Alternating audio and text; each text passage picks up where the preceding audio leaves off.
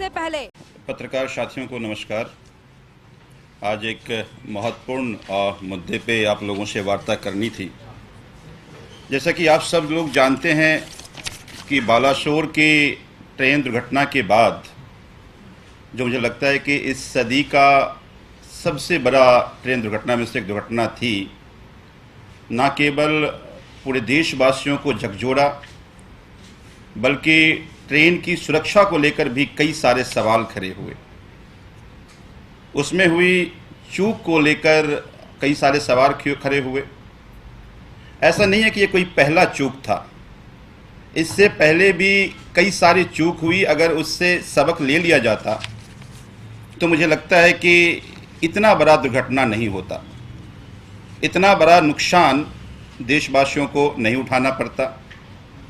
मैं आपको कुछ आंकड़े देता हूं कि 2021-22 में 35 रेल दुर्घटना हुई थी, 2022-23 में 48 रेल दुर्घटना हुई थी।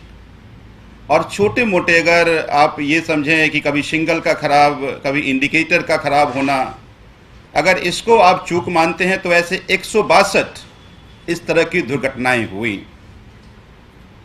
मुझे ये लगता है कि इस सभी ट्रेन दुर्घटना में जो खामियां, जो चूक हुई, अगर उस पर काम किया जाता तो मुझे लगता है कि इतना बड़ा, जैसा मैंने पहले बताया, कि इतना बड़ा ट्रेन दुर्घटना नहीं होता।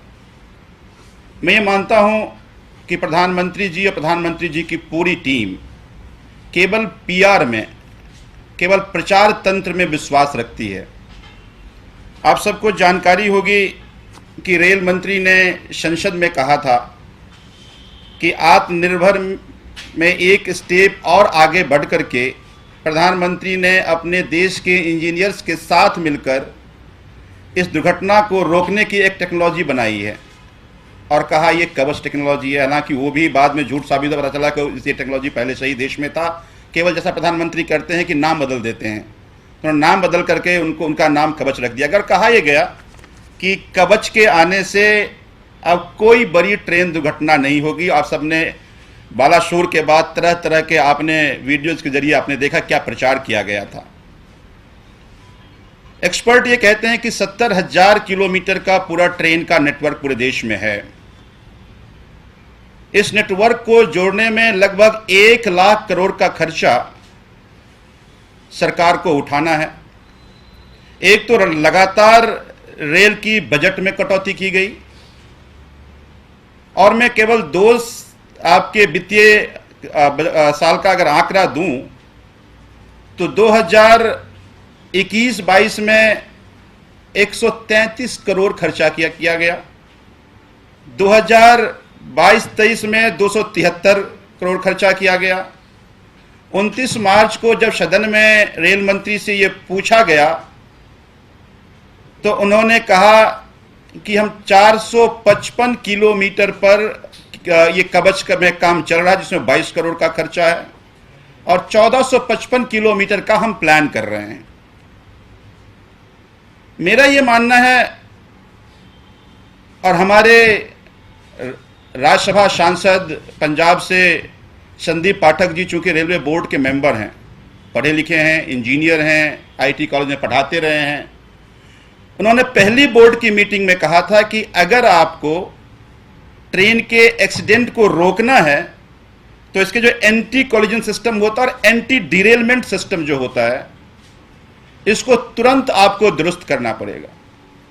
मेरा यह मानना है कि अगर संदीप पाठक जी पहले मीटिंग में इस बात को समझते हैं तो ये 9 साल में प्रधानमंत्री जी को या उनकी पूरी टीम को इस बात को इसका समझ क्यों नहीं हुआ।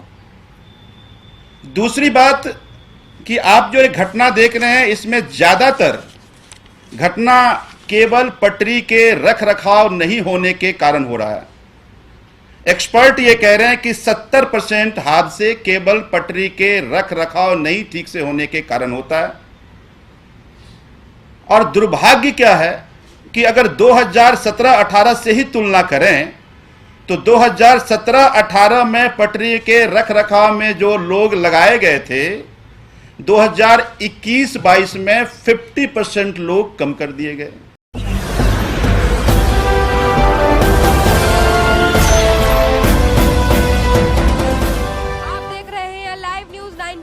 राष्ट्र सबसे पहले।